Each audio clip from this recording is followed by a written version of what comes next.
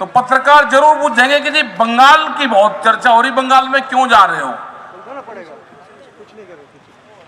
भाई हमारे जो 40 लोग हैं, इनसे अलग भी जो लोग हैं जो किसान संगठन पर काम कर रहे हैं, वे सामाजिक आदमी पूरे देश में जा रहे हैं। क्योंकि देश में इसलिए जाना पड़ा कि सरकार 22 जनवरी के बाद में सरकार मिली नहीं। हमारे लोग वहां इंतजार करते रहे कि सरकार बातचीत करेगी। सरकार दिल्ली में ही नहीं, तो दिल्ली में नहीं है तो भाई हम भी पूरे देश में चल रहे हैं। बंगाल के लोगों से भी बातचीत करेंगे कि यहां पे जो धान का किसान है, एक पार्टी है वो चुनाव लड़ रही, यहां पे एक मुट्ठी धान मांग रही, चावल, वो चावल वैसे नहीं मांग रही, इतनी गरीब नहीं है कि वो भंडारा चलाएगी कि चावल दे दो, भंडारा चलाना, गुरु का लंगर चलाना। वो उसमें वोट मांग रहे हैं आपकी एक मुट्ठी चावल में। उनसे चावल देने वाला किसान ये जरूर पूछ लेना कि मेरे धान की एमएसपी कब मिलेगी जो आपने दिल्ली में बैठ के तय करी। ये जरूर पूछ लेना उससे। जाएंगे क्योंकि यहां पे तो शहरी लोग जाते हैं, उनकी समझ में नहीं आएगा। जब गांव में जाएंगे, नंदी गांव जाएंगे, तो वहां पे जरूर ये क्वेश्चन रहेगा।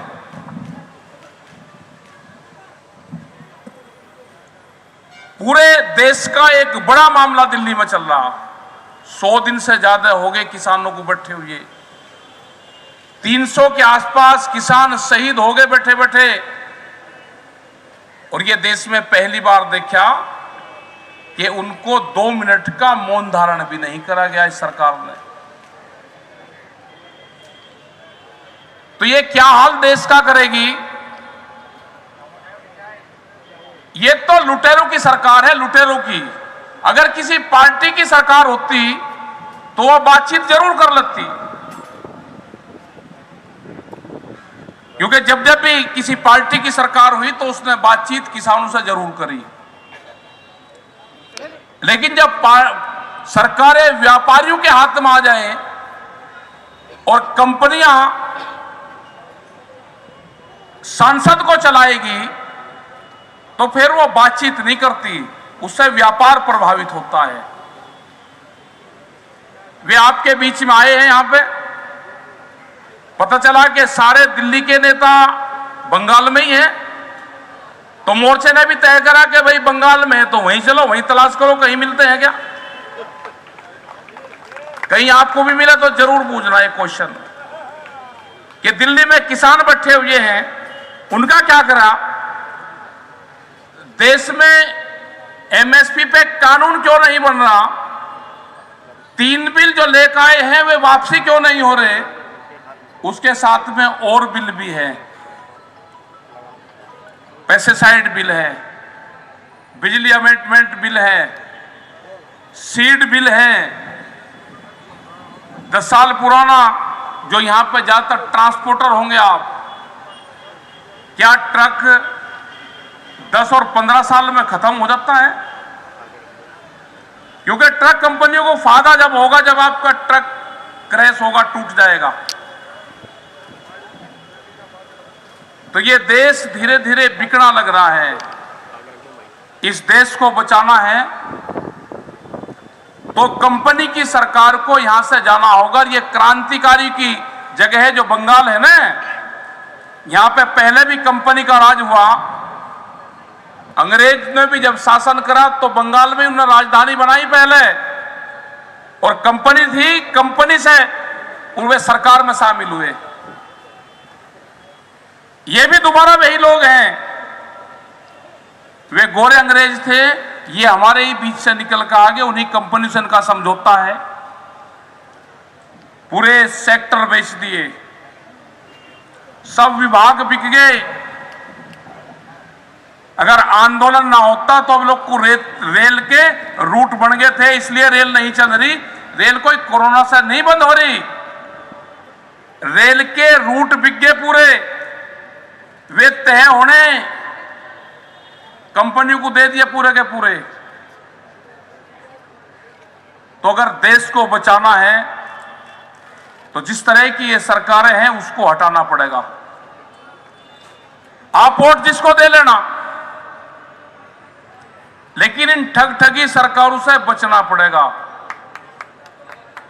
ठगी सरकारों से बचना पड़ेगा। इनसे, इन्हें पूरे देश को बर्बाद करा है।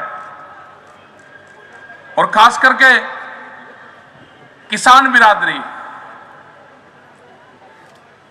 जब व्यापारी, जब कंपनियां अनाज खरीदती है तो जब अपने आप भाव लगाती है, जब वो बेचती हैं जब अपने आप भाव लगाती है, भैया किसान और कंज्यूमर कहां जाएगा? ना ये लेते भाव लगा सकता और ना ये देते भाव लगा सकता। तो कौन सी पॉलिसी है? ये आंदोलन आपको करना पड़ेगा।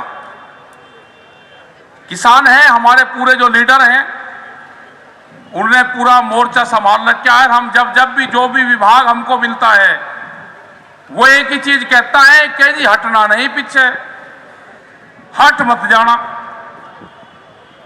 तो इसका मतलब है कि सारे विभाग, सारे डिपार्टमेंट तंग हैं।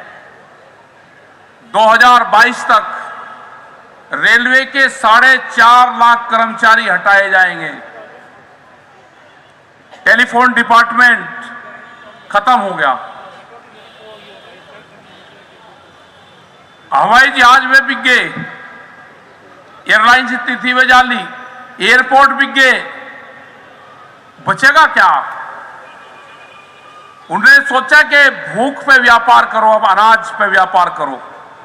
बड़े बड़े गोदाम पहले बन गए और देश में कानून बाद में आया। उनका मकसद था कि देश के अनाज को इकट्ठा करो, आदमी को भूख कितनी लगेगी उसके आधार पे कीमतें तय करो। और यहां पे मजदूर, ये किसान, तीन ही चीज बनेंगे जो आम जनता होगी।